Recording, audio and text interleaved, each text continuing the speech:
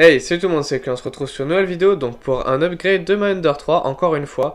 Donc cette fois-ci, je vais vous présenter brièvement dans cette vidéo comment mettre un BL Touch, donc comment le relier à sa carte mère, le configurer aussi, parce que c'est super important, sinon ça marchera pas.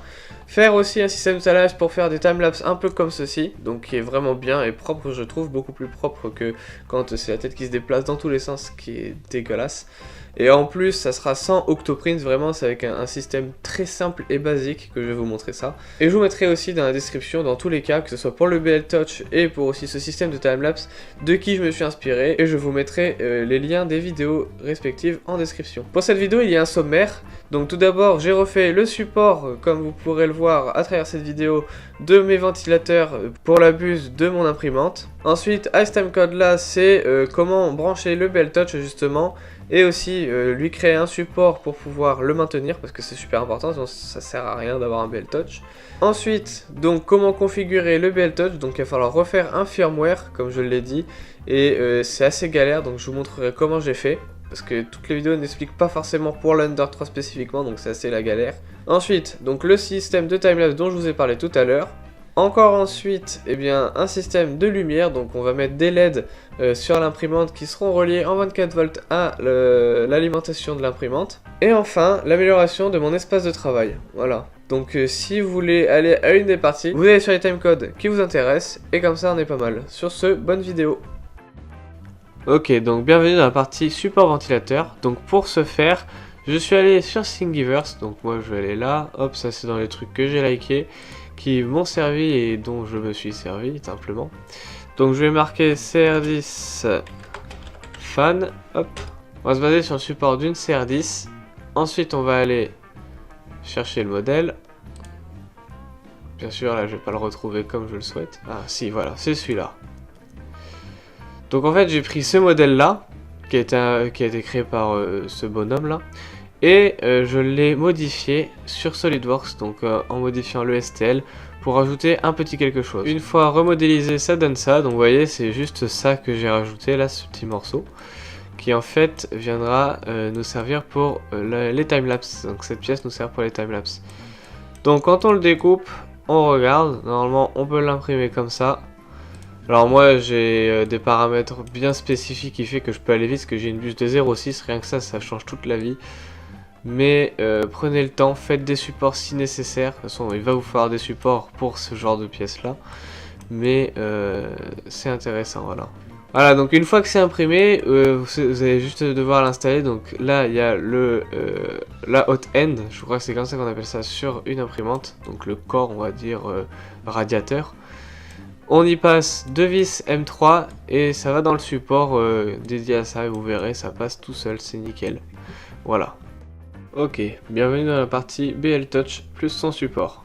Donc si vous avez comme moi une carte mère 4.2.2, eh bien le BL Touch se mettra là sur l'emplacement que je vous montre dans la vidéo.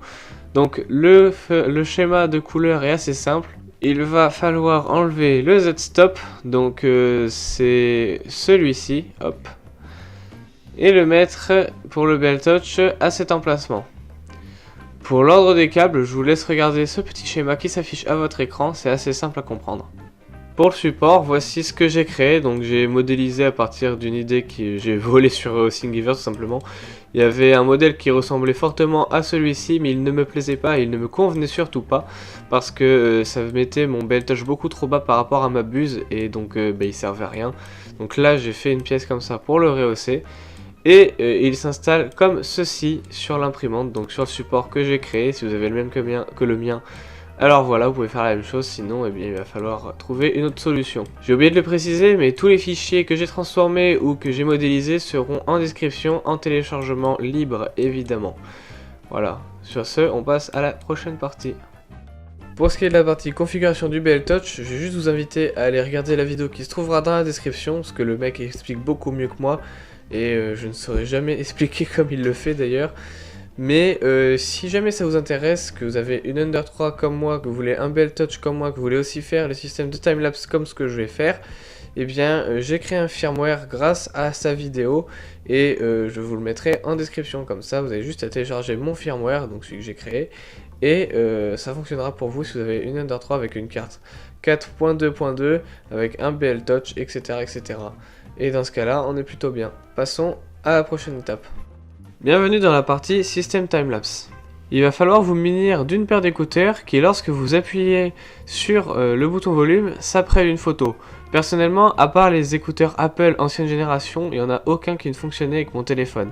Bref, ceci étant dit, une fois en votre possession, il va falloir retirer le cache de là où il y a les boutons poussoirs pour le volume et aussi arrêter la musique.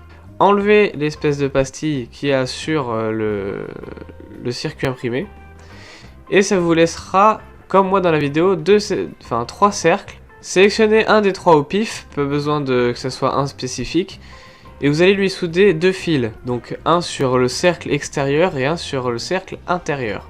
Faites attention, dans vos soudures, il ne faut absolument pas que les câbles se touchent.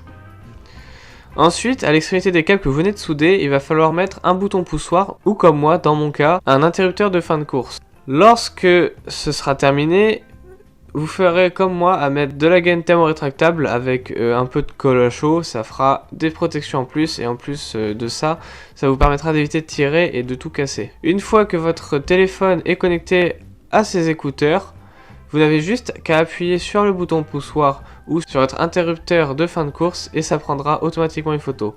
Si ça ne prend pas une photo, c'est que vos câbles se touchent dès lors que vous avez soudé sur le petit circuit imprimé.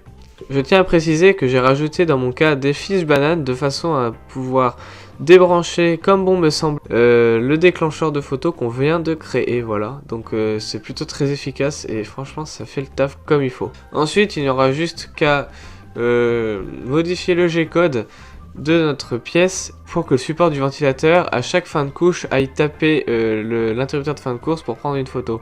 Mais ça je vous laisse aller voir la vidéo de ce monsieur qui sera en description également pour comment faire avec le G-code. Voilà, bref, sur ce, on passe à la prochaine étape.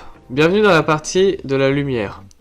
Donc tout d'abord, il faut savoir que pour mettre un bandeau LED 12 volts sur une alimentation d'imprimante 3D, il va vous falloir un régulateur de tension parce que c'est du 12 volts le bandeau tandis que l'alimentation est en 24 volts. Pour commencer, vous allez devoir démonter votre alimentation d'imprimante comme moi dans la vidéo, ensuite mesurer à l'aide d'un multimètre chaque bornier pour voir où se trouve le 24 volts. Ensuite, vous allez devoir accorder les borniers 24 volts en sortie d'alimentation d'imprimante à l'entrée du module qui va réguler la tension.